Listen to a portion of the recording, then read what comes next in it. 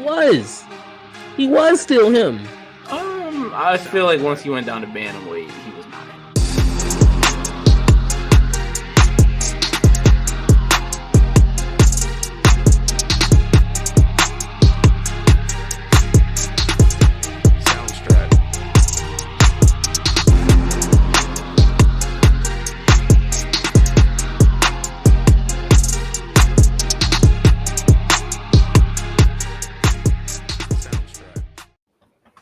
What's going on, y'all?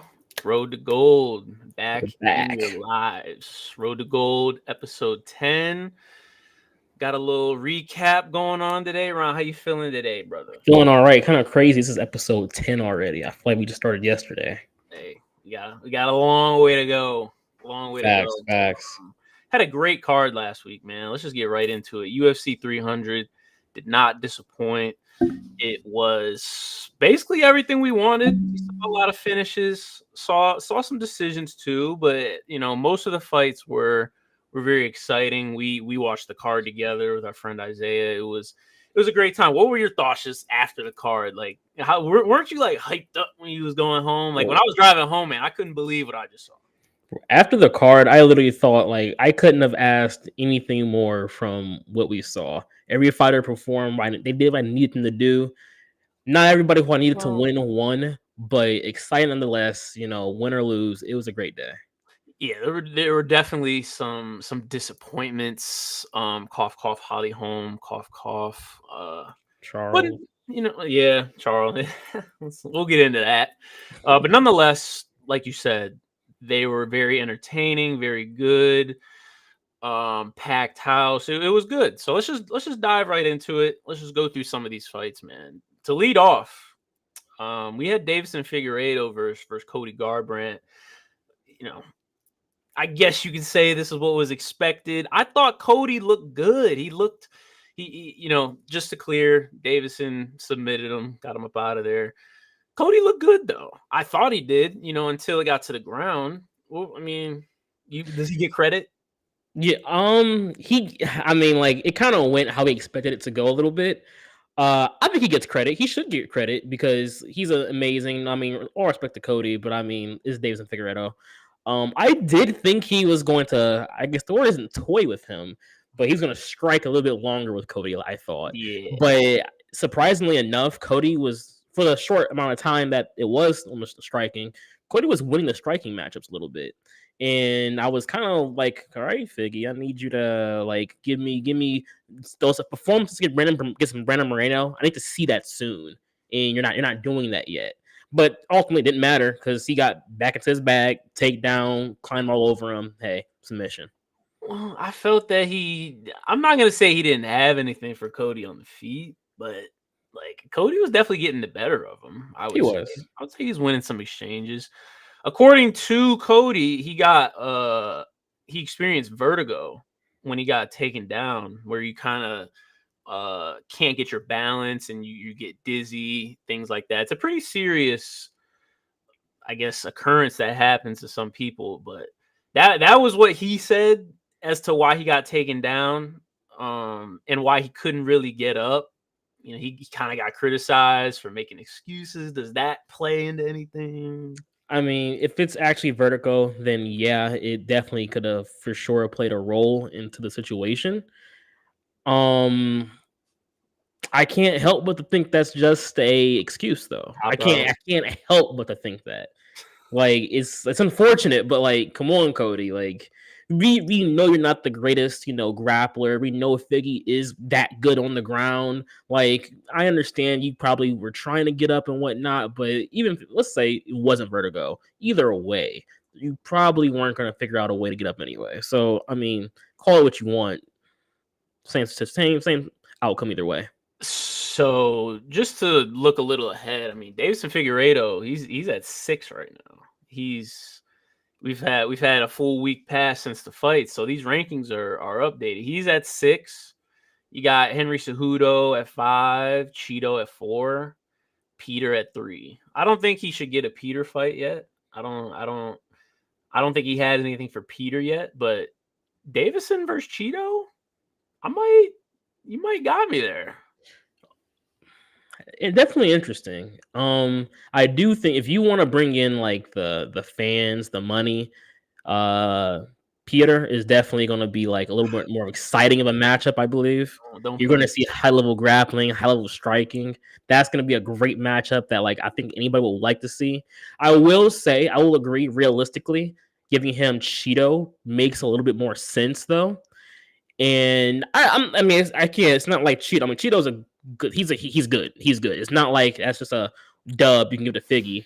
I do give like slight advantages to Figgy, of course, was grappling, but Cheeto, if he's learned from his past mistakes, um, I can see him coming out a little bit faster than he typically would. And again, I mean, he's a good striker. We've seen it.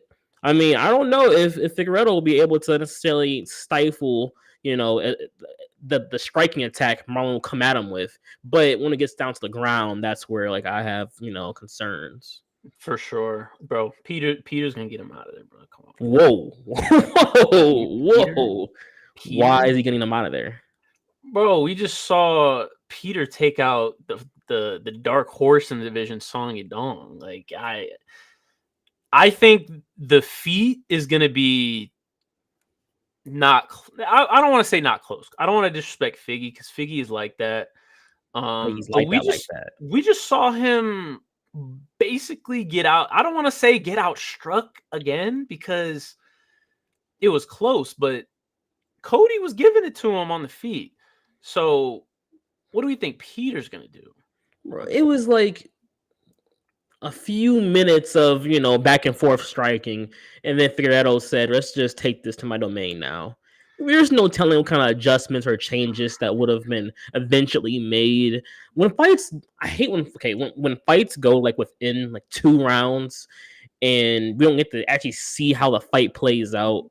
I'm always skeptical to give a very hardened opinion about how things we're going in the fight, because especially talking about a 5 round fight in certain instances, there's just no telling like what adjustments would have been made. It's in a 3 round fight. I get it, you can make more instances about like, okay, like this is how this was going, and then in the second round this is how this was going. But this is a championship level fighter. This is a great fighter we're talking about. Peter Yan is too, don't get me wrong, but come on now, we've seen the striking ability of Figueredo. He can definitely strike with him. Bro, we saw Peter go toe to toe with the best striker in the division. Like, so you told me he beat him. So it's like we've seen Peter go with Sugar. So I don't know. I think it's just levels on the feet, but I also think Peter is so well rounded that he should be able to he's going to handle himself better than Cody did on the ground. Not to say Definitely. Davidson's still going to have an advantage on the ground. Because we did see Peter struggle with the likes of Aljamain Sterling on the ground. So I'm not going to say that he's just a savant on the mat, but You're right. I think it's just a lot closer on the mat than it is with Cody. On the feet, I don't know. Either way, I think, hey, if you want to give him Peter, give him Peter. Cheeto, I don't think Henry Cejudo. I don't want I to. would like to see Peter. I think that's an exciting fight. Striking, grappling, submissions, everything you'd want in an MMA fight is going to be shown in that kind of instance. I suppose we'll have to hit Dana's ear to get him to schedule that. Next up on the bill, we had Bobby Green versus Jim Miller. Not even much really to talk about here. Bobby beat him up. Yeah, unfortunate to the veteran.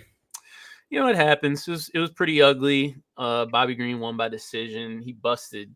I think Jim Miller I think he came out and said he broke his hand or Yeah, it was his hand. You're right. It was his hand. hand. He broke his hand in like the first round. Not that I think that had anything to do with how the fight turned out, but for what it is, I don't think he's retiring. So I was very surprised he didn't retire, and two, he didn't try to take Bobby Green down more. He was almost trying to like prove a point to Bobby Green for some reason. And I'm like, bro, like you're one of the best like submissionists, like not alone on this card, which is a card with Charles Oliveira, which is like, so that's already a huge like accomplishment itself. Mhm. But you're one of the best finishers in history. You could have went to the ground. You could have chosen to strike, even though it wasn't obviously going your way. You should just chose something else. Maybe clinch a little bit, make it dirty. I don't know why it never happened, but I mean, he got beat up. It was unfortunate he got beat up. I think why it didn't happen is because he wanted that 300K bonus. I think that's what it was. Because as we've seen, Davison submitted Cody, and nobody even thought to give him the bonus. That's facts. That is facts. Like, unfortunately, a submission, especially at the beginning of the card, outside of a twister or a calf splicer, something just out of the ordinary, it's not going to get you fight of the night. So he probably went in with the mindset of, this needs to be a banger. This needs to be, a shootout. I'm gonna go toe to toe. I'm gonna stint, and he tried, and he did, but it didn't go in his favor. Ooh, money maker, dude.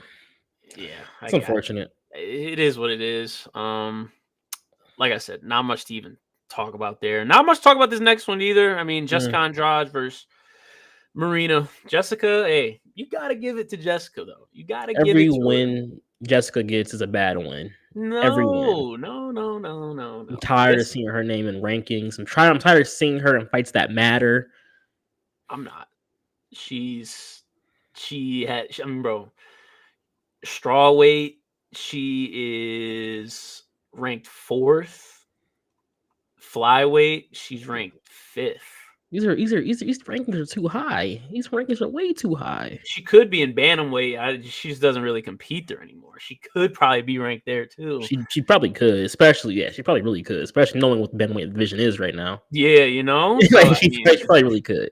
I gotta give it to her. She finds a way, and whether she loses one, she'll bounce back. She always bounces back, man. She always bounces back. And Marina Rodriguez is no slouch. Facts. No slouch. So I gotta give it to Andrade there. Do you have anything with this fight? It's not much to even say. Nothing particularly. It was if you saw the fight, you know exactly how it went down. Yeah. If you didn't see it, don't watch it. Not much to talk about there. The next one was interesting. We had Jalen Turner versus Renato Moicano, which was very interesting because Jalen, as we all knew, was the better striker. Yep, you're right. Had the range. He was working. He literally sat Renato down and tried to walk off. I don't know. I'm gonna ask you about that. He did a little walk off. He let him back up. Renato stood up, survived, eventually ended up securing a double leg and ground and pound, got him out of there. This is kind of what we thought, I guess. Were you disappointed? Were you more disappointed in Jalen Turner, or were you more impressed by Moicano? I don't want to say I was impressed by Renato because he theoretically should have lost the fight. Like, he got sat down. Jalen Turner just, I don't know if it was he felt his grappling was so good he didn't want to follow up, or maybe it was the fact that maybe he truly thought that was it. He was out. The issue is, like, Renato got back up. He hit the ground. He's okay. Hold on. Got back up. Popped up immediately. Mm-hmm. Like, and Jalen talking. I don't forget who the ref was. I don't know if it was Herb. Jalen looks at Herb like, hey, what are you doing? Like, and Herb's like, the fight's still going. Like, what are you doing? And of course, the inevitable takedown eventually happened. I mean, good job enduring a powerful strike that would have put a lot of people down. Jalen, this is definitely a disappointment on your part, because I wish I saw an interview of what his thinking was or what was the situation for him. But why did you not follow up? That was clear for you. I didn't even want him to win, but it was quite clear that was a win he should have got, and he just didn't do his part. Yeah, I was going to ask you whether you thought he was trying to make it more of a spectacle, or if he genuinely didn't want to follow up. One interesting thing I did see that actually Ariel Helwani pointed out, he said maybe Jalen Turner felt PTSD from his last fight. Because if you remember, in his last fight, he fought Bobby Green. And he put Bobby Green down and he was ground and pounding him, and the ref did not stop the fight. Like, the ref let it go.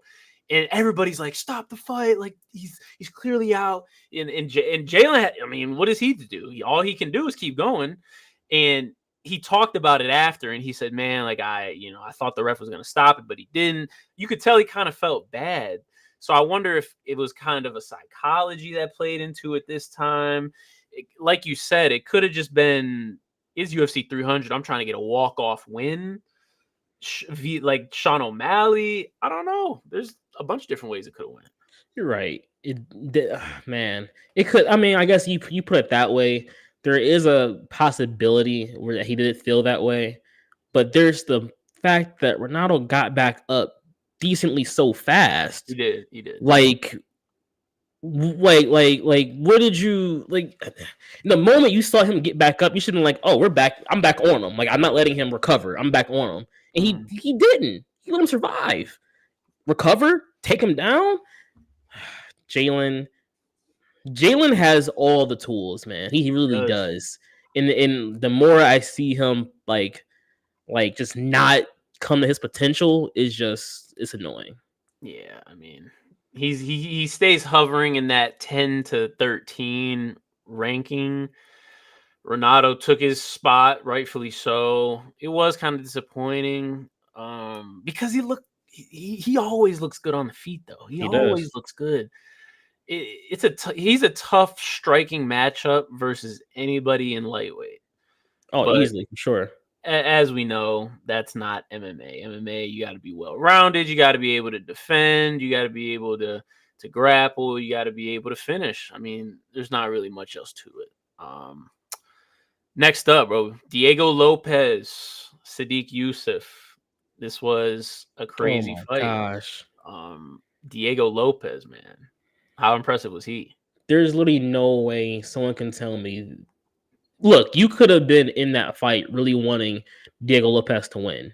There is no way you expected that fight to go the way it did. If you have ever seen a Sadiq Youssef fight, he pressure guy, combinations, beautiful combinations, very smart fighter, really great defensively. What was it? It was an uppercut, a clinch uppercut that started it all, and then that was like pretty much the beginning of the end. Like within 2 minutes of the fight, uppercut, ground and pound. There was just nothing else Sadiq could do, and I was shocked. I couldn't believe it. Disappointment. I mean, shout out to Lopez for sure. I mean, we knew he was stamped. We knew he was good. That was a fight that I thought could have went either way, but I really felt Youssef could have won it, and he showed me he just didn't have anything for him. He just got hit by the first strike, and the power is just too much, I guess. I don't know. That really upset me. But hey, good job, Lopez. Sadiq, I agree. I mean, I thought Lopez. You know how I feel about Diego Lopez. I know he's a savage. He's out there with Grasso in Mexico. He's a savage. I expected it to go this way. I didn't expect it to be that early, though. Like you said, it was damn near the first punch. I mean, yeah, but it was a good shot. It was a clinch. They were in close, and he snuck a little uppercut in there, and he couldn't really recover. Diego didn't give him a chance to recover after that. He just didn't give him any space, didn't give him any breathing room. I think he ended up hitting him with another uppercut that really got him out of there. It was very surprising. We know Sadiq to be one of the better strikers in featherweight, but this boy Diego, man, he's got a ranking next to his name now. Yeah. I wouldn't mind seeing him face off with like a Bryce Mitchell, bro, or a Dan Ige. Okay, Dan Ige, yes. Do you actually want to see him against a Bryce Mitchell? I don't understand why I wouldn't. They both have elite ground game. They both have elite ground game. You're right, but I think Bryce's ground game, I think, may be a little bit better, in my opinion. And he's relentless with it too. Like he's a little more ferocious when it comes to how he goes about his grappling. He's all about position. He'll go for opportune submissions. He's not going to give you a breather as long as he's on top. Lopez is good. Like he's elite, like you said. It's an interesting matchup on the ground. I just don't know if that's the kind of matchup Lopez wants. Well, Lopez fought Mavsvar Ivalov, who's fifth, and he fought him on short notice. And it was kind of like you said, it was his very first fight in the UFC. It was on short notice, and he put up some really good submission attempts. I know you love failed submission attempts, so he put up a Okay. few of Okay. those that were All very right. close, and Okay. you know, but he got controlled. He got controlled for a lot of the fight, and that's why he ended up losing. Now, since then, I think he's got incremental experience. He's confident in his striking now, as we just seen. He didn't go to the ground really at all against Sadiq. Like that was mainly on defeat. So if he can get Right. Bryce Mitchell, by no means is some striking kickboxing master. So I think defeat is anybody's game on the ground. I will say Bryce Mitchell probably imposes more of a dominant threat, but I think Diego, similar to how you feel about Charles and his Brazilian jiu-jitsu and how that can kind of give him more freedom on the ground, I think it could give Diego more freedom. Interesting matchup for sure. I don't for his sake of climbing the rankings, I would prefer a Dan Ige if I was him. And then I'd be all for Bryce Mitchell if you guys kind of just meet in the future. But if your path is to the belt, I would, if I was him, I'd pick Dan over Lopez. I only say that because Bryce is 11 right now. He's on a bit. He's not even really on a skid because he's like 1-2 in his last 3. Lost to Ilya, and then he beat Dan Ige, and then he lost to Josh Emmett.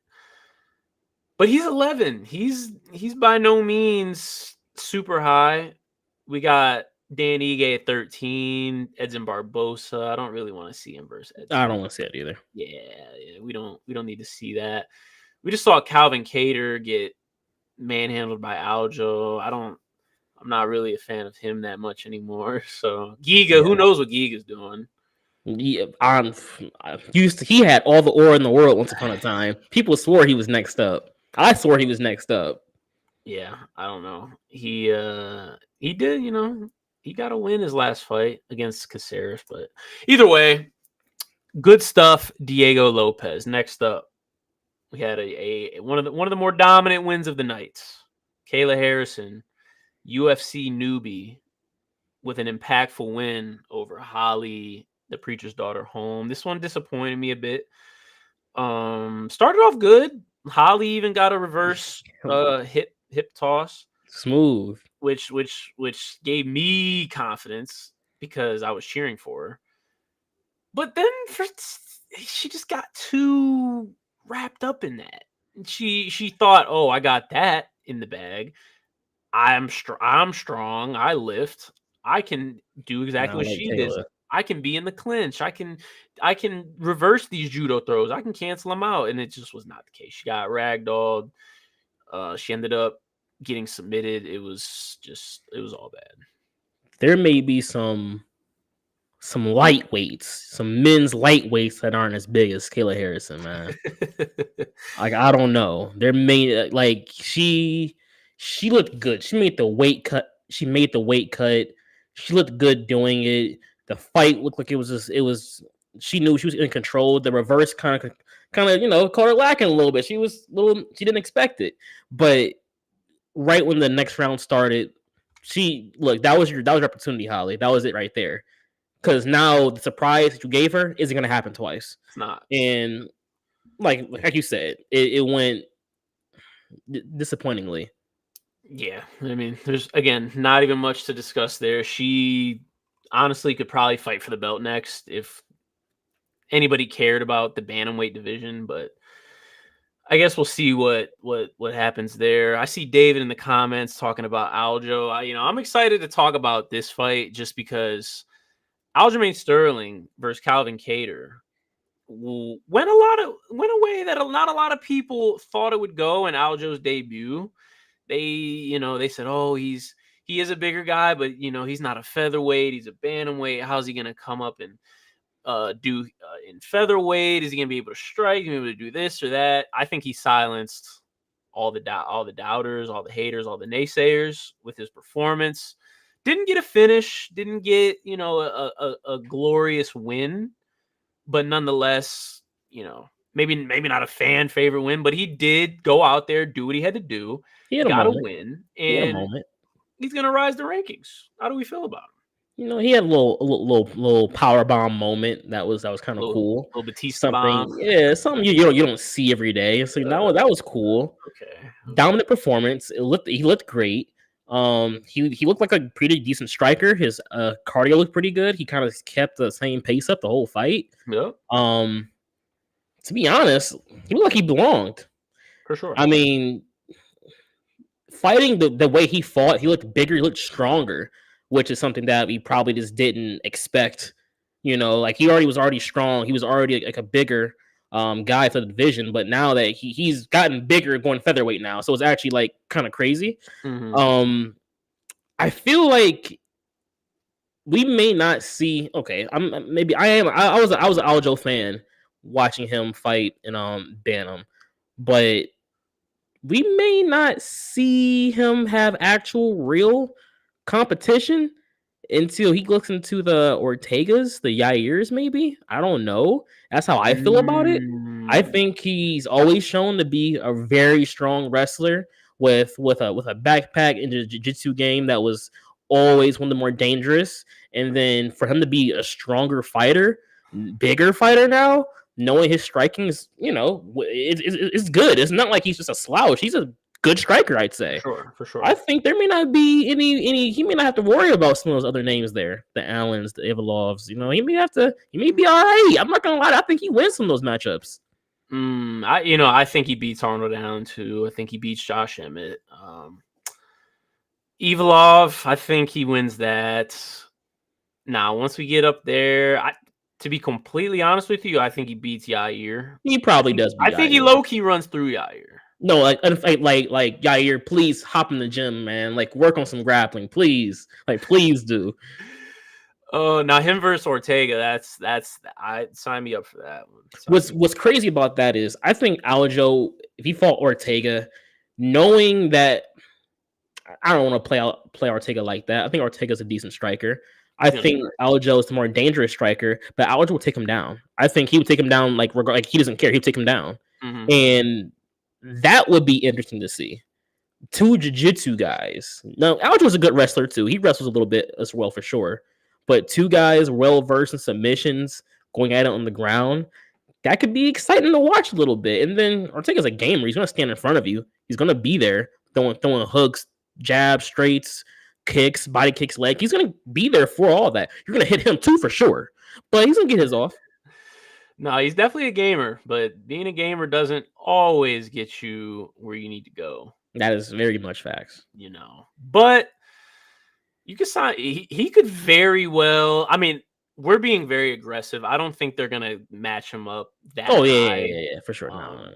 I definitely could see a Arnold Allen matchup, which I'm not opposed to it. I think you got to earn your keep. Got to get some respect in the division. I'm fine with it. For sure. But nonetheless, that was good. But the main feature fight on the prelims,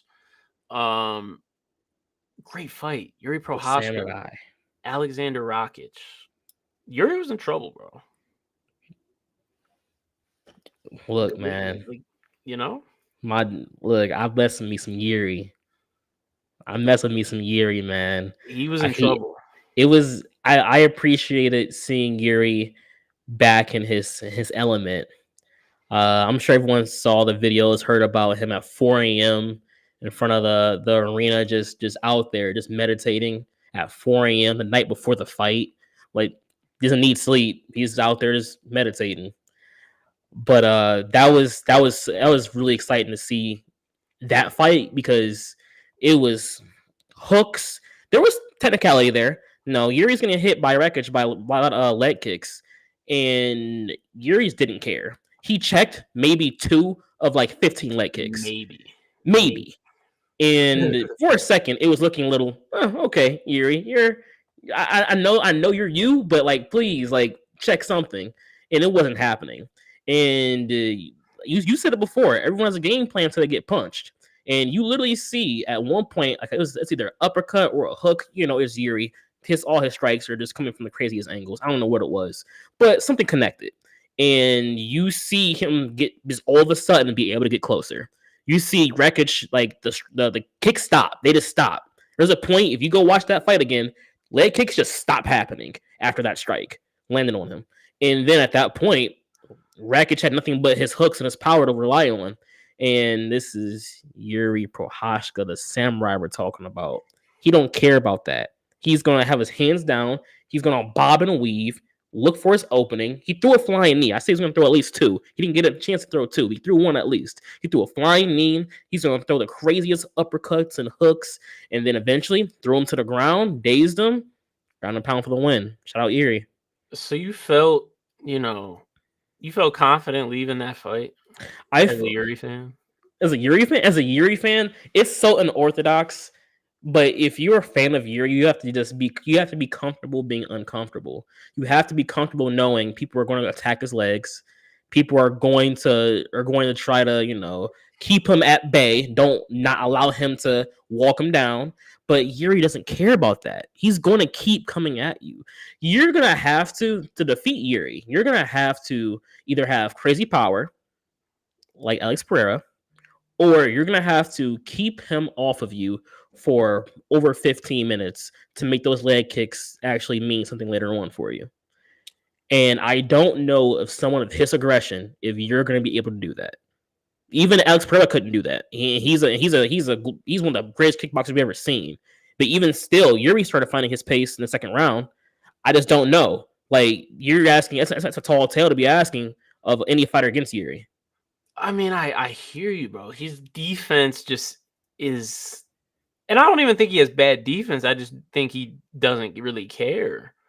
Hands down. And I just don't know if that's, like, we already seen how he lost against Pereira, and he did start to look better in that second round. But when you're facing these top strike, because Rakic, don't get me wrong, top contender in the division, For sure. top guy, he's not on the same level as Pereira. Right. He's not on the same level as Ankalaev. I mean, I can't even talk really about Jamal Hill anymore. We'll get into that later. I want to say he's not like Jamal Hill either, and we'll see. Or even a Jan Blachowicz. He's not on that striking level, and he had Yuri in trouble a few times. There were a couple strikes that stunned Yuri, I think, but they didn't hurt him, I don't think. There was the one strike that people keep showing is when he got hit with a hook and Yuri kind of like drops down a little bit. Knowing how Yuri moves around, it's gonna sound like I'm being biased, but I truly think he was ducking. He was already in the process of ducking when he got hit with that strike. So I don't think that was him about to drop or fall. I don't think it was. I think that was him already in the process of ducking when he got hit. So it looked terrible in the moment. But who almost gets dropped and then just walks right at you immediately after? Like, it almost didn't even phase him. If he was almost dropped, that strike didn't phase him right after. Like, immediately after didn't phase him. I don't think that was the case for him. I think he actually was okay. Stunned him maybe, He was already ducking. It was a bad look, but he was okay. I just think if he wants to be a real player, a real champion at light heavyweight, he's gonna have to. I don't want to say change his style, because his style is so special, it's so unique.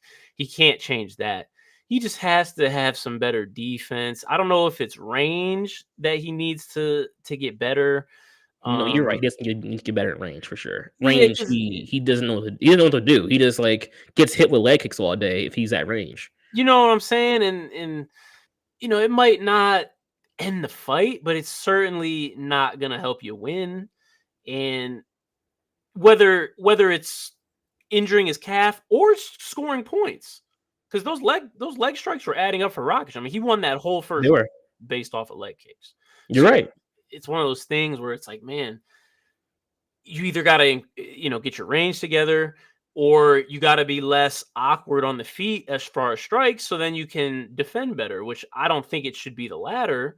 I think it should be the former. I think if he works on his range, he kind of establishes that. He learns how to fight from range and how to enter and exit at range. I think he can still have his unique striking style, if that makes sense. He can do one or two things. He can go watch some Dominic Cruz film, or he can work on his wrestling. Because I've seen an interview. It was on Twitter. I don't remember necessarily who was the guy interviewing him, but he definitely mentioned a fact about he went against Alex with a game plan that was he should have wrestled him more. He should have tied him up more. He should have tried making the fight dirtier, not in his way, but like in a grappling sense.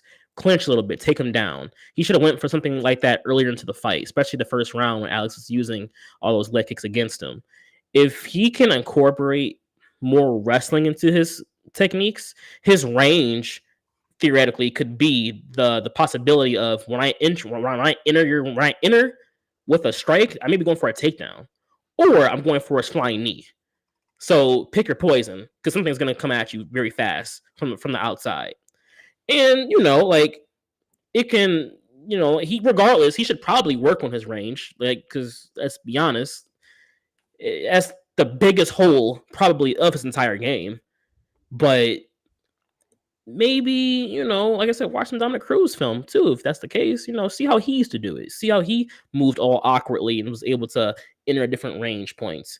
But, the thing about Yuri is he's very mentally strong. He definitely carries a samurai type of mentality with him that he can just go through anything. He doesn't want to go around it. He doesn't want to figure out ways to avoid it. He wants to go through things. And maybe that's just the way he wants to go about his career. I mean, I respect it. It's worked mostly up to this point. I guess in a rematch with Pereira, just quickly, do you think that he wrestles more, or do you think that he wants to do it his way? It's funny because in that interview he says he believes he should have wrestled, but I don't think he does. I think he psychs himself out. I think out of fights he can say and do all these things, but when he's in that mode, when he's in that 4 a.m. outside the stadium like meditation mode, he is turning into a different person. That he is saying, I will do whatever it takes to take my opponent out the way I want to do it. This isn't about being strategic anymore. This is about me being better than you at something and using that to win my way. So I don't think he does. Even though he said it, he wants to probably wrestle a little bit more against Alex. He doesn't probably do it. He still strikes for him. And I think it can go a different way. I think that fight could have been a whole different type of fight if that fight goes longer, seeing how second round went. But we'll have to see in the future. I mean, obviously, if it goes longer, it could have been different. Will it be different? I'm not so sure. That's the question. But that wraps up our early prelims, our prelim discussion. I mean, that's in itself that's a card. Like, that's a card. Like, and that would be one of the better cards of the year. Like that's pay-per-view card. You feel me? Like that's not no fight night. That's pay-per-view worthy. Nah, that's a really good card. We still got 5 more. I mean, and to kick it off, we had, kind of what we expected. We had Bo Nickel versus Cody Brundage. Bo ended up winning by submission. Didn't happen as cleanly as many would have liked, although he submitted him in the second round. So it's like, what did we really expect? I guess, how'd you feel about Bo's performance? It was a good performance. I think everyone who saw it understands how dominant he was. I do, from his point of view, I understand why at the end of the fight he was booing himself, and I think it comes from his wrestling background. When he was better than a guy, it was pitiful. It was we're getting you out of here on short notice. Like, we're gonna slap hands, start. We're gonna leave. I'm not gonna break a sweat. And in his mind, facing another wrestler, he felt I am better than Cody. Like this shouldn't be a situation that I have to worry about. In the beginning of the fight, Cody struck off a takedown, He did. and hey, if I don't know wherever you were, people reacted. People were like, Mhm. hold on now, what's about to happen here?" But since then, there was nothing really else that Cody really did to impress anybody. And though it was such a dominant performance and a win by submission, I think he wanted it to be a flawless performance. And there was flaw. Ultimately, he's gonna try to get better. He's gonna try to make performances like that against guys like Cody. All due respect to him, look like it wasn't any sweat to him. It wasn't worth his time. And but the other issue is he's going to be facing harder opponents in the future. So will he be able to do that? I don't know.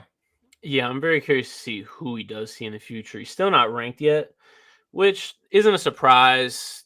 Cody Brundage has a 10-6 record now, so it's not like he went out there and beat a powerhouse. Who's in the back in that middleweight division right now? You got guys like Chris Curtis who are still hanging on by a thread. You got Paul Craig. You got Hamzat at 11, but we know he's not Yeah, really at 11. He's really at about 4. probably. Why Um, is Jared Conn a year at 4 still?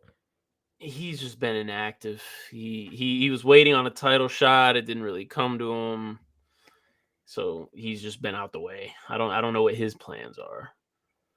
Needs to be Uh, needs to be Cancun. Needs to be retirement. no, I'm tired of don't. seeing him as well. Why? Because man, he's an unserious fighter. I don't like unserious fighters. I You know mean, what? I'm sorry. He's a serious fighter, but he just doesn't win. He's a serious fighter, but he doesn't win the fights that I need him to win. he got to the belt and he fought for the belt. He just got outclassed, but he can string some together. He just at this point he's been inactive. He hasn't fought since June of last year. We're almost closing in on 10, 11 months. See, I I don't really know who he faces. I know it's not going to be Bo Nickel. I'll tell you that. I don't know well, who you Bo. know, no, Dana likes to, and Dana loves if he has a star in his eyes, throwing that young star against somebody who's just top 5 or something like that, and then there comes the hype, and Dana likes doing stuff like that. So I don't know if maybe he doesn't this time, but he likes that stuff. I think the unofficial rule, is you have to be 10 or 11 to get that high profile fight. Because if we look at Sean O'Malley, I think he was at 10 when he fought Yeah, Peter Yan, who was at like 2. And then crazy. we're seeing, I think in June, we'll see Hamzat versus Rob Whitaker. Hamzat's at 11, Rob's at 3.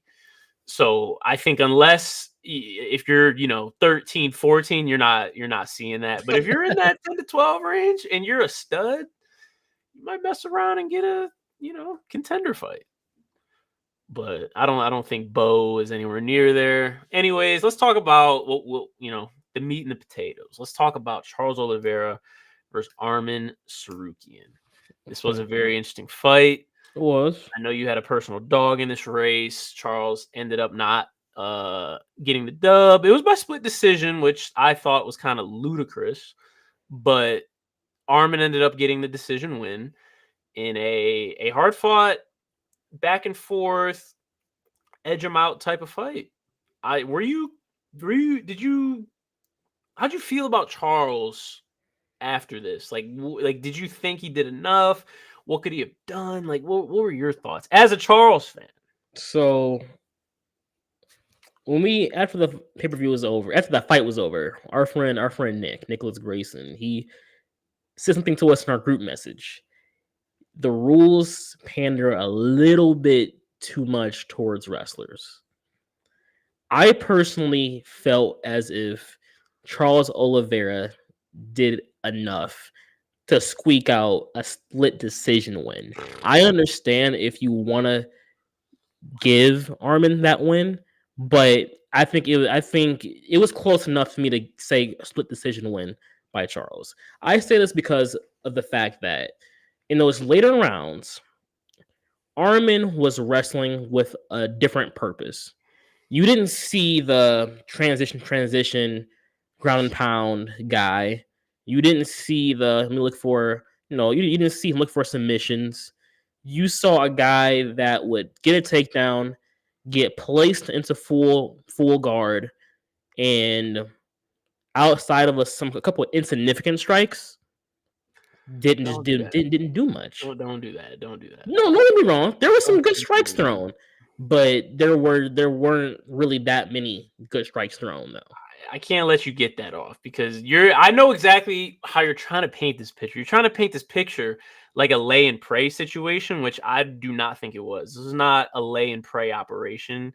By no means was it a Dagestani mauling by Armin, but this was not a lay and pray operation. He was active on the ground. He was getting damage off. His elbows that he was landing were landing, or the elbows that he was throwing, they were landing. Those were early rounds though. Those early rounds elbows. It was throughout the fight. I mean, obviously it kind of did taper off towards the end, but I mean, bro, he had 8 minutes, 40 seconds of control. I understand what you and Nick might have been saying about the rules, and am I taking 8 minutes of control, or am I taking 2 or 3 failed submission attempts? See, you need to make sure you say that part, the failed submission part. Well, yeah, because if they were successful, then the fight would be over. Like there would be no arguing. That person would win. But if they fail, it's up to the discretion of the judges really to know how much danger the fighter was in. I get it. I get your point that you're making, but these just weren't like these are just submissions that were just thrown up and like he just got right out of. I will give you the second round triangle armbar happened like literally the end of the round, like the very end of the round. So I would give you that. That one doesn't mean much. A near fall guillotine that even Armin admitted was tight. No, it was tight. It was in there. Like I get it. Like maybe it didn't tap him, but for about 15 or 30 seconds, Armin was under Charles's control. Like we want to give Armin all this control time, especially later in those rounds, and he didn't really do too much striking. But Charles was also able to land do some submissions where Armin was completely under Charles's control, where there's nothing that he could do besides defend.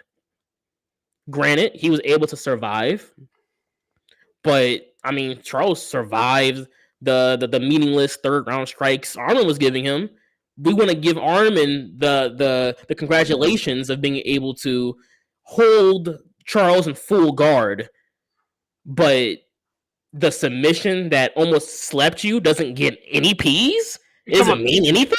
On the first round, first or third, because the darts or Anaconda in the third was also beautiful and also almost got him out of there. No, it didn't. It didn't. The first round, and I think if you look at the scorecards, the judges reflect this. The first round, every judge had it 10-9 Charles. That guillotine was very close. He was in trouble. You can feel when a submission is tight. If you know the sport, if you know how submissions work, you know when one's tight. That was a Volk versus Ortega type of situation. It was. Where it was like, whoa, is this fight going to end right here? You're kind of at the edge of your seat. Like, it was very close. Charles ended up getting the round win. At the end, everybody got all hyped. They're saying, oh, he's asleep. I'm trying to tell people, I'm like, man, he's belly down. Like, you're not going to be able to get it here. The fight ends. He jumps up immediately. It's not like he had to catch his wind. It wasn't like a Yan Xiaonan situation where she got up and stumbled around. Yes. He got up, fist pump. He just knew there was only 10 seconds left. So it's like, I feel safe right here. Give the thumbs up. I'm cool. I'll give him that because when a lot of people thought he was out, I didn't realize until after the fight. But him being belly down is literally what he went limp in a moment in that fight, and that may have literally saved him. That may have saved him because anyone who's tried to get off a Darce or an Anaconda, like being able to torque your elbow as deep as possible to then use your other arm to come around and torque that all the way is a very important part of the choke. And him going belly down and like kind of like limping up a little bit, it didn't allow Charles to fully get his arm all the way across. Charles, I mean, he's so good at submissions. I mean, at the end of the day, theoretically, he probably could have finished it with more time on the clock from that position, but it just wasn't tight enough. It wasn't deep enough. I mean, Charles also thought he was out when he went limp. So Charles probably started coming off of that pressure a tad bit when he's thinking, I'm not trying to kill him. He's already out. I mean, let me stick my tongue out and do something for the camera real quick, so while they peel him up off me. And that wasn't the case. He was actually still up. He was still awake. But nonetheless, that was locked in. And granted, he survived because there was only so much time on the clock. I don't believe in that third round. I believe I just saw the numbers. Like in total, I think there were 17 strikes landed by him in that third round. And don't get me wrong, Charles didn't land much either. It was like maybe he had 8, something like that in that third round. But nonetheless, if the most significant moment in that round was this choke that was held for almost like 15, 20 seconds, I don't know. I'm just saying, I don't know. Or we can give it to the wrestler that landed 17 strikes the entire round and didn't do any significant damage. I don't know. I can't even say it wasn't significant. If that's not significant, then a meaningless submission is insignificant. Like I don't get how you can stand on one side and say him landing strikes from a control position is insignificant, but then him securing a Darce where he's clearly not in danger and he wasn't being choked, but that is significant enough to steal a whole round, which Charles only landed 20 significant strikes this whole fight. So it wasn't like he was returning the favor, dealing damage back. His damage was strictly submission based, which it worked out in in the other round, but is that enough to steal an entire third round? I mean, I guess one judge saw it like I get it. But the third round, they scored it 7 strikes for Charles, 18 for Armin. A few of those being before they got to the ground, before it ultimately got to the ground. And then he was able to do low ground and pound. Like I said, I definitely get it. I get why, if you scored it for Armin, why you scored it for Armin. I just feel as if, as far as the rules go, the rules cater a lot to that style. I believe it could have easily went split decision back to Charles. Like where people thought, oh, this could have been a robbery. I didn't think it would be a robbery. I didn't think robbery was gonna be. I thought if they scored it for Charles, hey, get up, shake hands, good job, and then we get ready for the next fight. No one gets upset about how that fight played out. People are saying robbery. I don't think that was going to be a robbery. If you think it was going to be a robbery, then you value wrestling a little too. No, not wrestling. You value the control of just being on top of someone a little bit more than I believe you should. That's the value. That's the sport. Like that's MMA. Like that's a control position. Unless you have somebody's back, you should never get points for being on your back. I'm glad we're getting into this because unless you literally have taken somebody's back. Sure, if you're threatening, because sometimes you'll see a jiu-jitsu practitioner and they're threatening armbar, and then they switch that to, they can't get that, so they're like, oh, I'm gonna go triangle, and they're going back and forth, they're chaining different submissions. That's one thing. But if you're throwing up Hail Mary submissions, at the end of rounds, and both. You're talking about he had 3 close submissions. 2 of them came in the last 5 seconds of the round of the fight. It's like you get rounds for that. Like I can't be a part of that. They weren't Hail Marys though. This is Charles Oliveira talking about. They weren't Hail Mary submissions. These those were strategic submissions that he was able to get himself. It just so happens they happen at the end of the round. But when it comes to this whole thing of wrestling in mixed martial arts, it really, when it comes to the rules particularly, it makes it almost apparent that if you want to be a fighter in any organization, you should focus on wrestling, not jiu-jitsu. Of course, you work on jiu-jitsu to work on just submissions. Like, even Khabib had a good submission game. Like work on your submissions, but at the end of the day, like being on top and being in control is all that matters. Is all that matters. In my belief of mixed martial arts, to keep it, well, I would say fair, is if you are a guy who's jiu-jitsu heavy, the ability to get a submission or be able to, I say, lock in a submission, like it can't just be anything. Because, like you said, some things people just throw up, and that shouldn't get you points because you just did something. But if you can lock in a submission, make it actually dangerous, in my opinion, that should be just as good as control on top, because they're under your control in that moment. If it's an armbar, a triangle, a darts, anaconda, like you may be not on top of them in that moment, but you have them. They don't have you anymore. And I feel like if grappling was looked at in more of that kind of light, you wouldn't have situations where where the lay and pray wrestler is even a thing, because it would make significant strikes something more. It would make submission attempts something more, and just the control of being there on top would just mean less. Like, you theoretically should not be able to win a fight just because I was on top of you the entire time. It didn't like land anything. That shouldn't mean anything. But That's my opinion. I think the rules do reflect that, though. We see that in the first round. Charles got the right. It wasn't like he was landing a bunch of strikes. He wasn't doing that. He didn't have top control. He threatened submission, and he was rewarded for it. He was rewarded for it. I just think the judges, which I'll give judges credit for this, we're hard on judges a lot, and rightfully so. Mike Bell, if you know, you know. Nonetheless, I don't know. I think the judges know how to tell if a fighter is really in trouble and if he's not. And I think that's a case we saw here, which, you see Volk, he was in trouble. Like he was in trouble. His situation is a little different because once he got out of his submissions, he took it out on Brian Ortega. Like he did. He got it back. He definitely battered him. But I think judges can see that and say, whoa, this was very close to being finished, a little iffy. What's the context? Was this the end of the round? Was it the middle of the round? When did he lock it in? I know you don't think Charles was throwing up Hail Marys, bro, but, you throw up a submission with 5-10 seconds left. I don't care if you're, Hoist Gracie. You're throwing up a Hail Mary. It's the end of the round.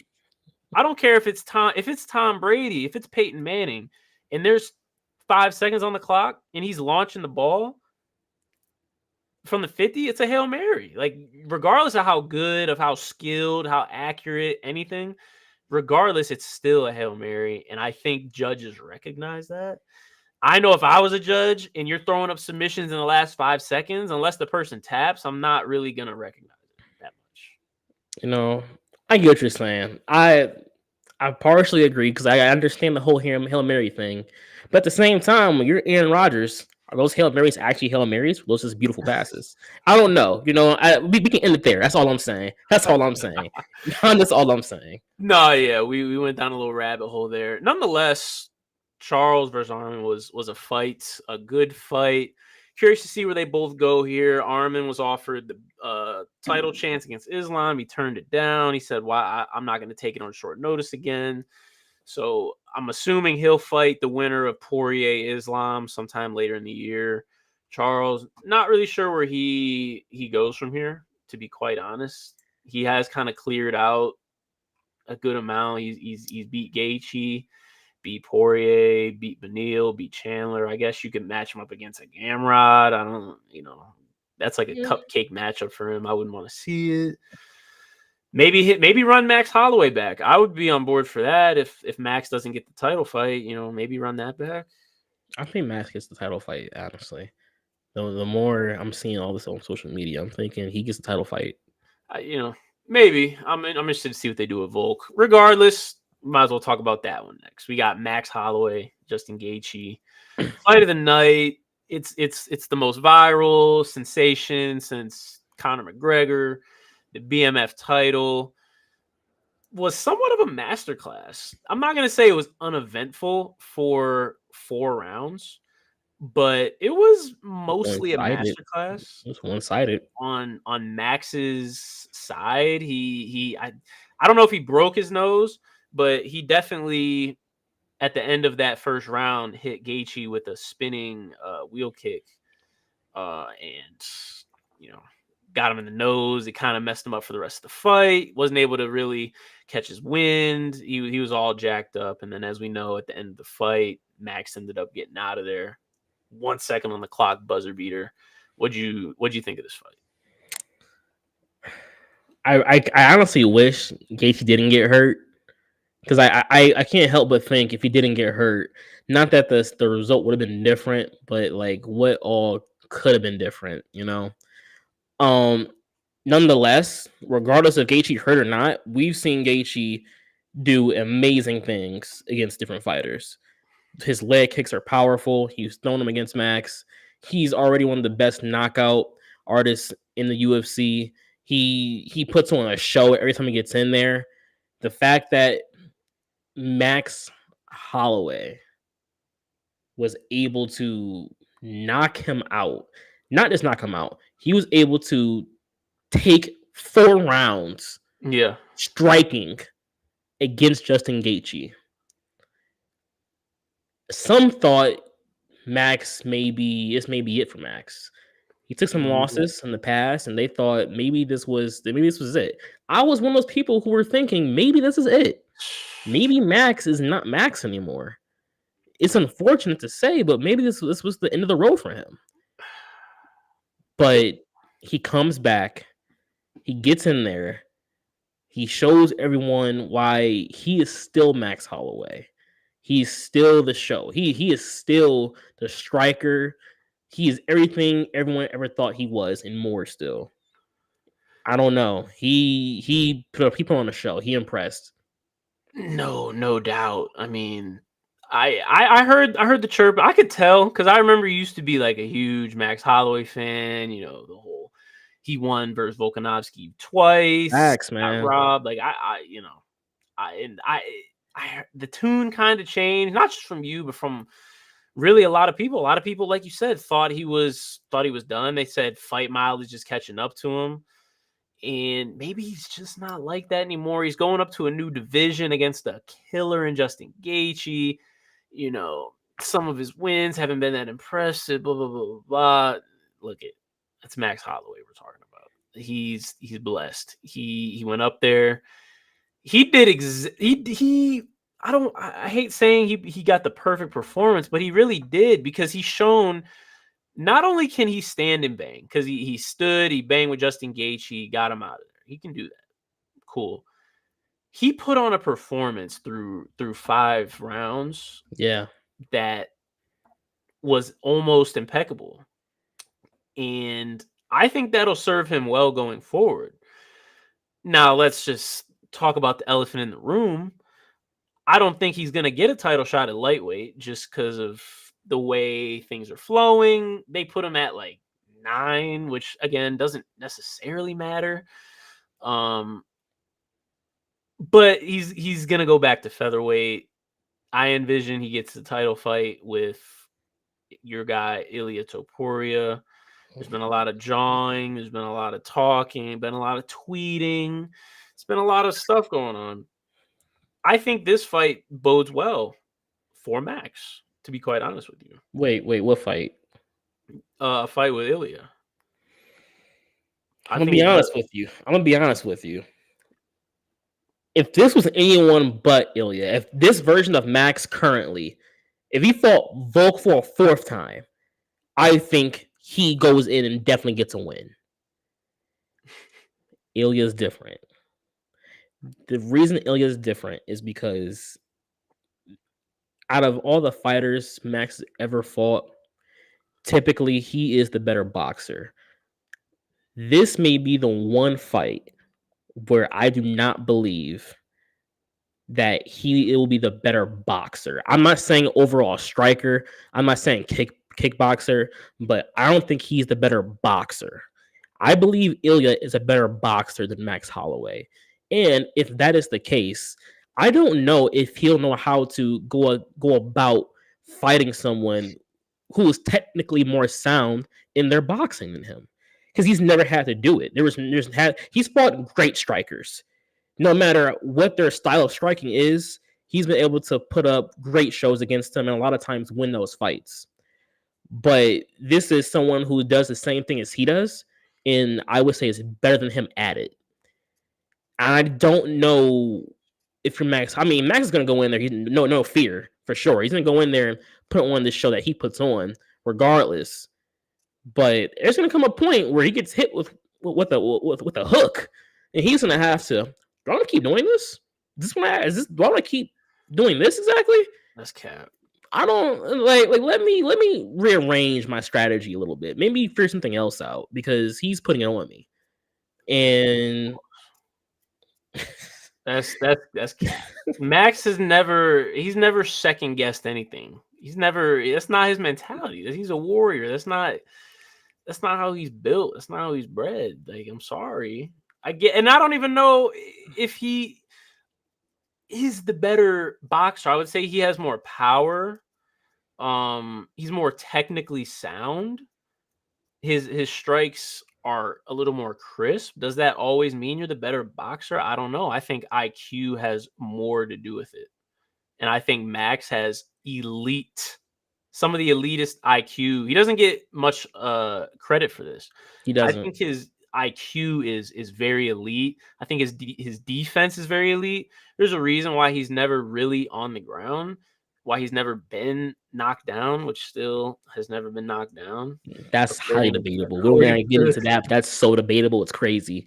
According to the statistics, it definitely poses a threat. Like, don't get me wrong. I think this is going to be another 5-round slugfest. I think it's definitely tougher than a Gaethje fight. I think Ilya is a better boxer than Gaethje, but like you said, it's not just boxing. They're not in a ring. They're in an octagon. Like, Max has many more weapons, and he can hurt.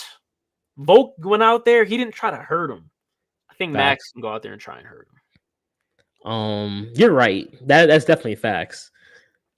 I think we say if that fight took place, I think Ilya is still going to be Ilya. He's gonna walk you down, purposely getting close, throw combos all over the place. I think you're going to see Max Holloway get back into his volume bag. I think we're going to see Max Holloway throw combinations, but he's going to be smart about it. He's going to know, let me get out of here because there's a powerful hook coming at me very soon. And you're going to see Max Holloway just keep on being a gnat, just in there, get out of there. That's the kind of Max Holloway we're going to see. And against Ilya, that can work because the last thing you want to do with Ilya is give him the opportunity to connect with multiple close range combinations. Because the one thing about Ilya that's so technical about him is he throws combos to hurt you, but he also throws combos to look for openings. He notes how you go about certain techniques when they're being thrown at you. So later on, he can hit you with some reversal or counter to that may put you out. He doesn't want to give Ilya that type of information regularly. Not in boxing range.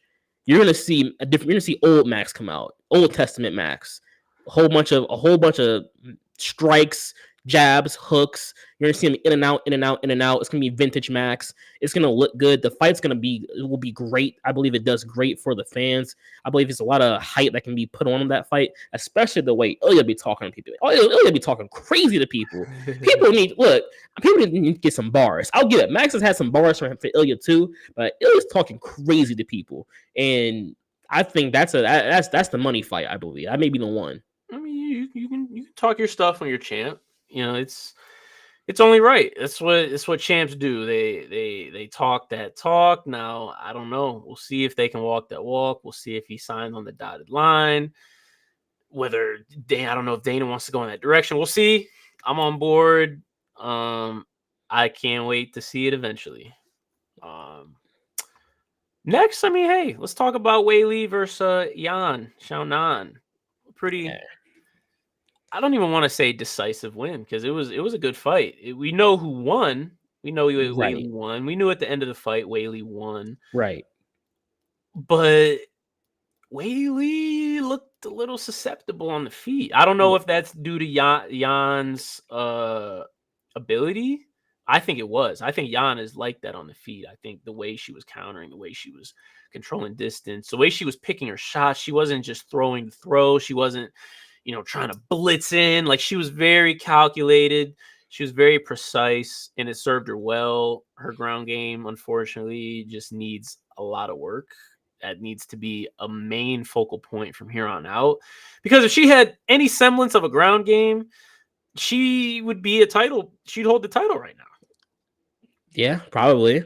I said on Wire to Wire in our podcast here that hey, like Yana has the tools. The question is, can she keep Whaley off of her long enough? Which ultimately I didn't believe she could do, which is how it played out. But I knew it was gonna be a close fight.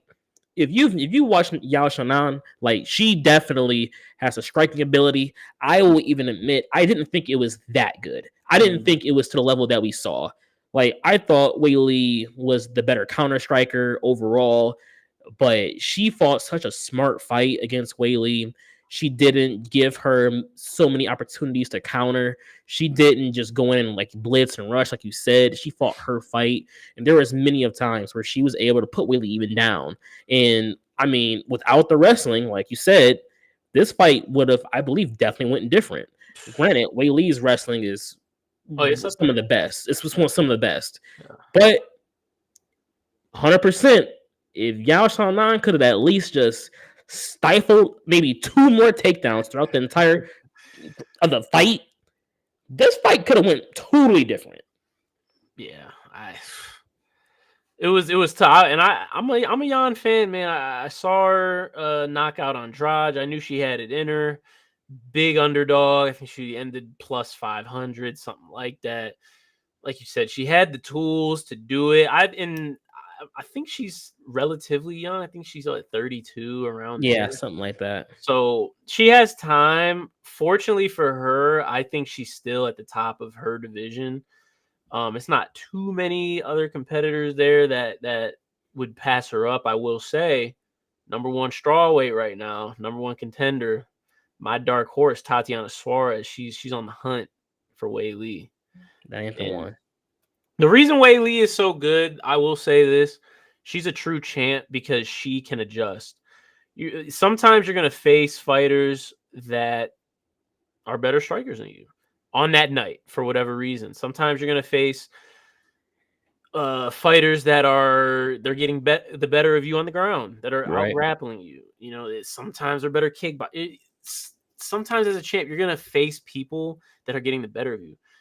But one thing Wei Li does is she adjusts and she knows how to get the win. She was getting out grappled, or she was getting out struck here, turned to grappling. Against Tatiana Suarez, I'm gonna keep it real. Tatiana's the best grappler in the UFC, and I'd be willing to put her up there with men, obviously not against the men, but like pound for pound, I think she's a top 5 men or woman grappler in the UFC. I firmly believe that. I don't think Wei Li's going to want to go to her on the ground at all. Like, I think she's going to keep it striking because that's where Tatiana's susceptible. And I don't know if that's the next fight up, but that's the fight I want to see. I want to see. It should be. That's 100% the fight that should happen next. And I'll even look. You're definitely right.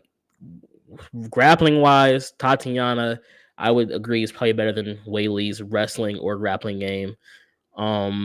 She's more susceptible, striking, but this is now maybe 2 fights I've now witnessed Wei Li when strikers don't give her what she wants.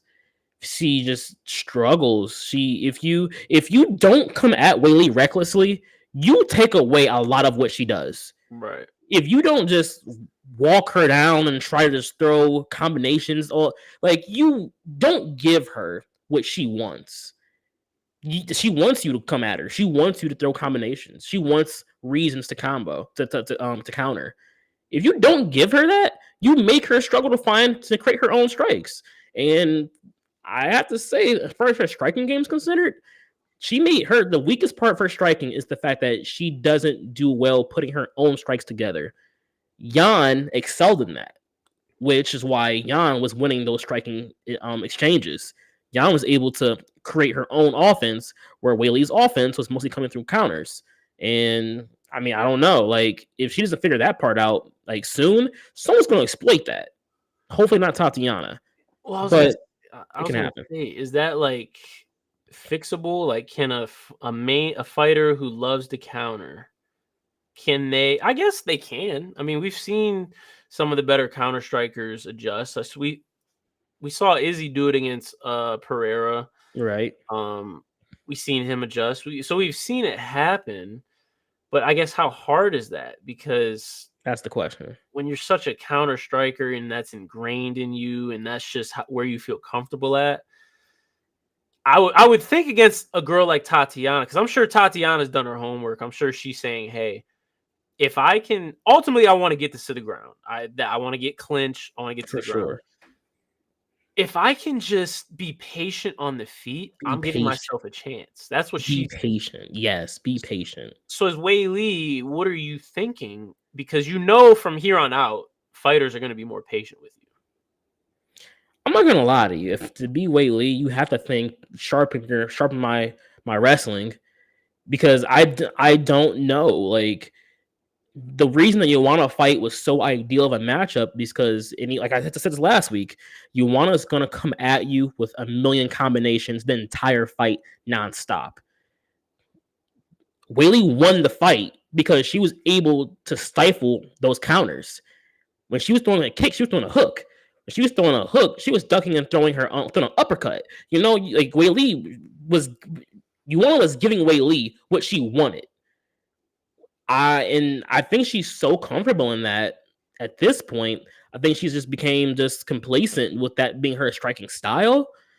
And you're maybe asking her to really change things up a little bit, really to kind of be more of the aggressor and walking people down and being the one striking first all the time.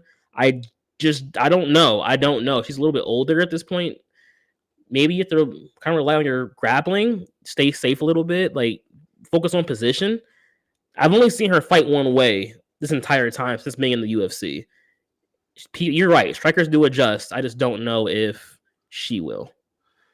Well, I don't know. We'll have to see. Like I said, it's not too much on the horizon for her outside of Tatiana. I mean, Jessica Andrade is always in the equation. We don't really need to see her. Marina Rodriguez just lost. Mackenzie Dern just lost. Amanda Ribas just lost. So we'll have to see. We'll have to see where it goes from there. Another good fight. Hey, last fight of the card, the main event, certainly had some fireworks for as long as it lasted. Alex Poatan Pereira versus Controversy in this fight too, apparently. Yeah, I think it was taken out of context. I know what you're referring to. I think it was taken out of context because personally, let me just explain, give people a little background in case they didn't see it. Alex Pereira knocked out Jamal Hill. It was slightly controversial because what happened was Jamal did a low groin strike. Wasn't bad. It was one of the grazer ones. And normally the ref comes in, stops the fight. Poatan, he said, "Stay back. I'm good. Don't involve yourself." Herb Dean listened. And then, which I, kind of threw off Jamal Hill because he's like, "Man, we were just about to stop and now we're not." They dap up. 2 seconds later, a left hook from his hip knocks Jamal out. And I think what you're referring, I don't know, are you referring to Chael? Are you referring to what he said? I've seen several fighters and articles and people asking Jamal Hill about that moment. I've seen several people inquire about, was that okay? Was that legal? Was that a situation that happened? I don't actually. I meant to send this to you earlier. I'm sorry if I didn't. But even John McCarthy, I um saw him, yeah. yeah, someone mentioned Herb Dean and John asking what did he think about that moment, and John said, hey, he did the right thing. It's all about the fighter in that situation. The fighter can take as much time as he wants, and then you call time in when the fighter is okay. In that situation, if the fighter, Alex Pereira, felt he's okay and wants to continue, that's the time he took. From the time you said stop, he said, I'm good. That half a second it took, that's the time he took. We're back into the action. I mean, and I personally, I agree. I think that's fine. People are making it a bigger thing because they're saying when the fight had technically stopped, at the same time, Alex also repositioned himself and more or less cornered Jamal Hill against the cage, also in that moment. And things led to one thing led to another in that moment, and that's how the knockout happened. I don't necessarily believe that's how it was malicious in any kind of way, or it shouldn't have went that way. I think the way it was handled was the correct way. Because I also saw a breakdown of what Alex did to get the knockout. It was tactical. It wasn't just a left hook from nowhere. They're hand fighting in that moment. He stepped on Jamal Hill's foot, little old man move. I don't know if that was on purpose. Stepped on his foot. He made sure his lead hand couldn't go back to block himself. When he stepped in, he kind of came in, moved his hand out the way, and then all of a sudden went around with the left hook. I think it was very tactical in the way it happened, and it just happened that way because Jamal Hill just didn't see it coming. That's how I feel about it, personally. I think I do think I don't think that was on purpose. I think Jamal's a southpaw, Alex is conventional. Naturally, your feet are gonna kind of tangle up when you're opposite stances. So I don't think that was on purpose. If it was, a very veteran move. Very. I agree with you. I think Herb handled it fine. What's the point of pausing the fight if the fighter who got kicked is fine? I don't really see the point in stopping that. But I will say, and I'm just referring to what Chael Sonnen did a breakdown of this on his YouTube, and he got a lot of flack for it because he basically said the stoppage is why Jamal lost, and how that non-pause from Herb Dean actually ended up costing him, which I think is also true, because I do think it was as a fighter, you think it's probably about to be paused. Subconsciously, you let your guard down a little bit, and then, all of a sudden you're back in it. You're a little thrown off. I don't think Chael was trying to make an excuse for Jamal. I think he was just telling him what happened. It's kind of like, and again, I'll just bring another football analogy. If you're on defense and you're lined up, ready to go, and you think there's like a penalty or something on offense, so you kind of just ease up, and then all of a sudden they're like, no, like go ahead, like that wasn't anything, and then they run the play. Naturally, you're going to be a little off guard, like you're not going to be as quick reacting to whatever. I think it was one of those situations where it's not necessarily against the rules. I don't think Herb Dean did anything wrong, but I do think it did affect how Jamal ended up getting finished. For sure. I can see how it probably was off-putting for Jamal for the fight where he thought was going to be stopped for a moment, actually continued almost without break. I mean, but let's just be honest. That's probably how the fight was going to go anyway. He chose to strike against a kickboxer that's world renowned, one of the best to ever do it. And I guess, maybe it was a little off-putting in the moment, but either way, that was a beautiful moment that Alex Pereira was able to create. Jamal could have kept circling. That was an option. Jamal could have tried to tie him up. That was an option. Could have tried to wrestle him. He said he wasn't going to, but it wasn't an option. Technically, he could have chose to just turn and run to a different part of the cage. That was also an option. I'm not saying he chose to be cornered against the cage, but he knew he was in that position, and Alex Pereira was able to take advantage and hit him with a knockout punch with the left. I mean, sometimes that's how the fight game goes. I don't know. Hey, there's no taking away from what Poatan did. I'm not saying anything like that. He deserved that win. He got him up out of there viciously. Created the moment. He did the little. That was great too. I definitely love that. I've already seen that meme floating around. I have it saved on my phone. I will be using that in the future.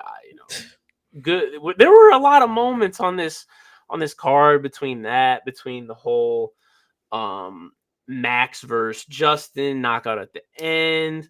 Even Charles got in on the action when he thought he had the Darson, He did. which I thought was like, I remember sitting there and I was like, yo, he looks very goofy right now because like he's not out. People that were around us, we were watching the fight. They just, he's out.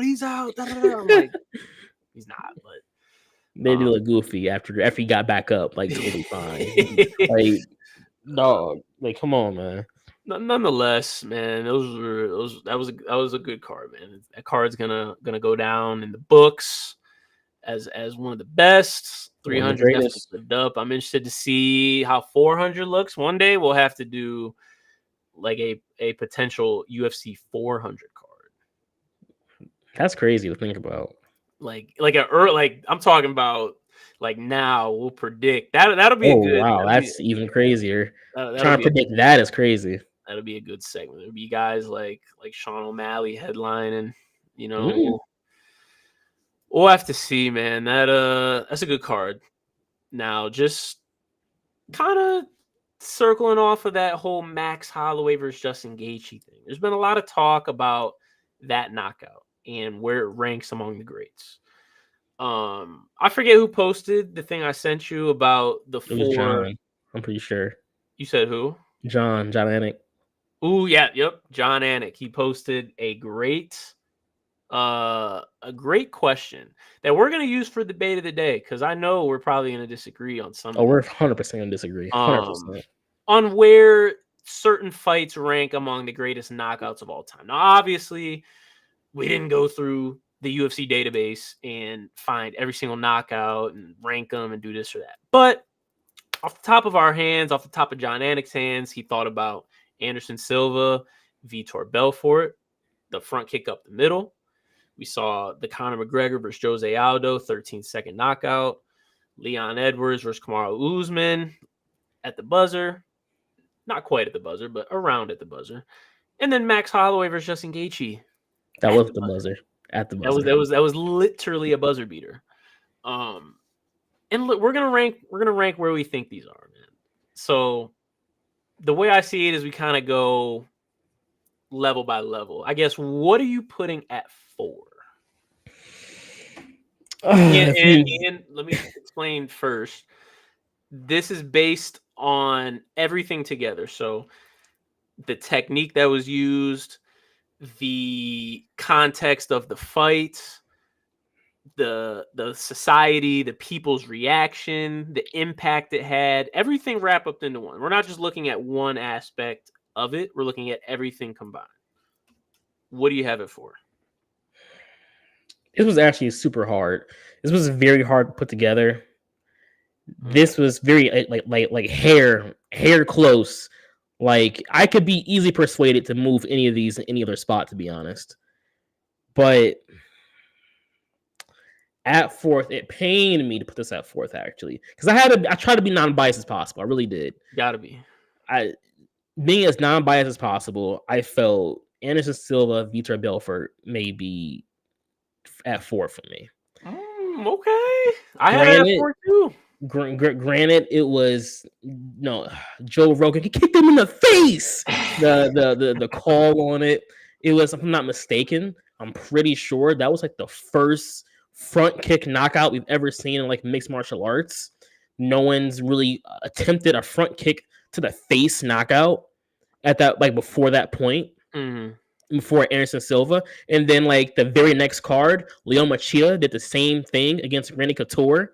I mean, like, literally started a whole trend of a new kind of knockout, a new way of striking. Not a new way of striking, but a new way to go about a knockout in that fight. Outside of that, it's not like it was super revolutionary, besides the fact that it was the first, which is why I think I had to put it at 4. Biased. Nah, it doesn't matter. If I'm putting bias in there, we're not. You don't even have to say it, because we're not doing that. So I'm just saying it'd probably be top 2 for me. Just leave it at 4. But unbiasedly, it probably is at 4. I will say There were two reasons why I had it at 4. One, I don't think it was a clean knockout. It was a very clean strike and put him down. But if you notice, Vitor was on the ground, but he was, kind of sitting up, and then Anderson came through with a bam bam, and then he was out of there. So that's one reason. Two, I felt Lyoto Machida's. I like, his. Honestly, if we would have put his in here, it'd be number 1 for me. Rankings might have been different because I think that's one of the that's a really good. What's funny is also on Vitor Belfort. Yeah, I know. I feel bad. That's the funny part. Also hit Vitor. Vitor caught the brunt end of some of these front kicks. I thought that one was a little cleaner, especially that was so that's one of my favorites of all time. So that's another reason why I had to put Anderson at 4, but there's really no losers here. Who'd you have at 3? At 3, I do have to put Holloway Gaethje at 3. I gotta put it at 3 because it hasn't been enough time to see what's going to perspire in the future and how that knockout affects different careers. But buzzer beater into the fight, BMF title on the line, Max up 4-1, says, "Come, bring it back over here. Bring it back over here. Middle of the ring. Points down.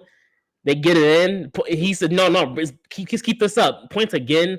And then all of a sudden, like a right hook, just puts him in. He goes limp, completely out of there. Soul leaves his body limp for the win with like a second left. Is crazy. Wherever you were, you yelled. Oh, yeah. The whole world yelled at the exact same time watching that fight.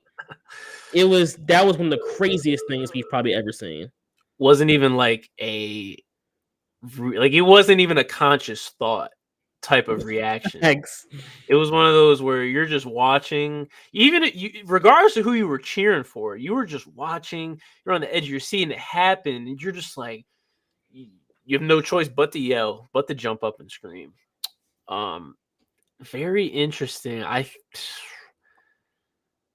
think from a technical standpoint, it's definitely top 2, but we're incorporating all of these, so I also have to agree with you in that it is probably 3.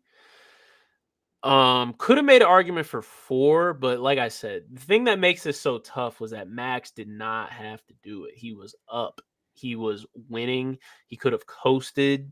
He could have did whatever he wanted to those last 10 seconds, but he chose to stand 10 toes down, pointed to the ground twice. He pointed to the ground. They exchanged. He said, nah. About 6 seconds left. He said, nah, like for real right here. And he went back and did that. Man, I personally have never seen anything like that. And for the BMF title, it was only fitting. So, yeah, I mean, that's at 3. Wow, we agree on these more than I gave us credit for. I feel like we have to agree on the final 2 then. Like, I feel like... Well, this is without bias. It's hard. It's hard, though. This is without bias. With bias, my next choice would be 4, undoubtedly. Undoubtedly. My number 2 would be 4, and I can give you reasons why it would be 4. But for the sake of all the people of the world in the country of Ireland, sure. Conor McGregor, Aldo, sure, that could be at 2. Because that was a pivotal moment in Conor McGregor establishing and really being Conor McGregor. The number of things that took course after that happened, Floyd Mayweather, double champ, sure. Jose Aldo not respectively getting the rematch he deserves, should put that at 4 off of the strength of that alone. But that's all I'm giving credit for. I'm not gonna say nothing more else about that. Did Conor hit the strut? Is this the fight that he brought out the strut? Did he? Was that the first fight he brought out the strut? I don't know, but man, I'm pretty sure that was the first time he got in the smoke was in the cage. He was in the middle. I'm pretty sure that was that fight. Man, this is a tough one. This is a tough one for me. This is a tough one for me. But if we're going without bias, you went without bias. I have to go without bias. I got to put Kamaru versus Leon at 2. Like I have to. That's different coming from you. Which really pains me because Leon versus Kamaru is my second favorite knockout of all time that I've personally seen. So you know how I feel about it. You know, come from behind victory. Not at the buzzer, but down 4.5 down 4 rounds. That's a Hail Mary. He threw it up. His corner was in between him. Come on, Rock. You gotta fight back. Like it was Rocky versus Drago. I hear it, and biasly, it's for sure my number 1 on this list. But Conor. Bruh. I wasn't even an MMA fan, bro, at the time. I wasn't an MMA fan. This is what, 2014 Something like that. I wasn't an MMA fan. I didn't even watch the sport. I knew Anderson Silva, that was it. I knew Brock Lesnar, that was it. I was aware of what Conor just did. I was aware of a the build-up? You were there for the build-up. You remember how big that was? I remember where I was when I watched that fight. I was at a frat party. They threw the fight on the back. People were functioning while the fight was going on. I was sick. I was sick. I didn't even want to function. I want to go back home. I was mad how that fight happened. Bro, I just seeing the build up. I mean, Conor said if this was a different time, I would have stormed in your favela on horseback. That's what he said, and like took Jose's belt. It wasn't the beginning of Conor because he had made his presence known, but boy, that was the beginning of Conor, if you know what I mean. I think for that reason alone, it has to be number 1, just the impact that it had, and to do it in he predicted it. He predict these things, like he said it. He said he said I saw him at the press conference. He was loading up. He was doing this or that. I'm gonna fade back. I'm gonna slip his 2. He's gonna be too aggressive, and then I'm gonna hit him with a bloop. And he did it. Mystic Mac was born right there. Like that has to be your 1. Look, I feel you, but watching live Leon Edwards defeated in the corner, no way of a win, just doing his best to just hang in there. Kamaru Usman on the hunt still, knowing it's a win. John Anik commentating, that's just not the cloth from where he is cut. That was cold. Wow. Oh my gosh. Bang, headshot. He did it. Headshot. Bang. Yeah. Literally, we haven't seen too much Leon besides that rematch fight since then, really. But that was a moment. Oh, yeah. That was that is the shot heard around the world. For sure. If you aren't a mixed martial arts fan, you saw that on ESPN for like a month and a half. Had to. That was one of the craziest moments one of the craziest comebacks we've ever seen in combat sports history. Oh, it was lopsided. It was so lopsided. I was defeated. I said, man, when's it gonna be over? We got about 2 minutes left. Okay, bro. Next thing you know, foul. And then he didn't even know how to react. He just walked to his corner, just like smiling, looking goofy. Smiled, went back to the corner, like, hey, their height. They just know what they just witnessed. And man, that was special. That was crazy. That was one of the greatest knockouts we'll ever see. And I mean, hey, it goes to show don't give up. Never give up. Like it's around the corner. When you think it's not there, it's right there for you. No, I hear you. I was actually at your apartment. We had a few people over when that fight happened, and I remember telling people, I'm like, man, Rocky is gonna win this, and everybody was that. Some of the fights I call out, people laugh, but that was one of them that hit, and I can remember. I think I dove on the ground. I think because I was sitting in a chair and because I really didn't know what I just saw. Because if you remember the clip, like it zoomed, like he got kicked and then it zoomed in, and Kamara was just laying there, and there was no follow up. Yes, There was no anything. People didn't know what just happened. We're like, wait, did he just head kick him with a minute left down all these rounds? for the win, for Herb to call the fight, And walk off. I thought that his walk off was tough because like he did it and then he just kind of walked off like smirking, and then his brother like jumped over and literally tackled him. And then he still didn't really know what was going on. And then they panned to Kamaru, and then they panned back, and he's like outside the octagon. He's like screaming. I'm like, okay, it hit him. It hit him. He realized, like, I did it. I did it. Like he knows what he's doing. So, you really can't go wrong with either one of those. I kind of like this little segment comparing like our tops. I'm surprised that we agreed on these. I really thought your bias was gonna get in the way.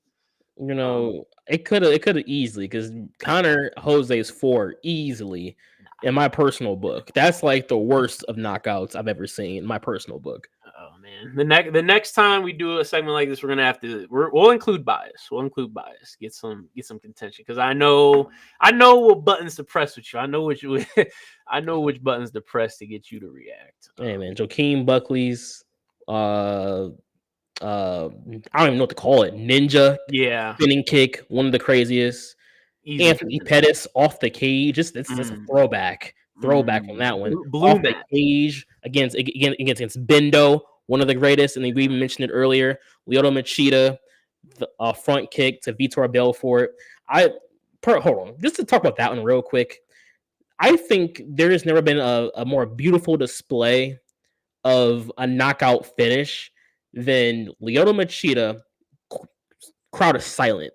Front kick, walk off. The crowd erupts, and he doesn't follow up.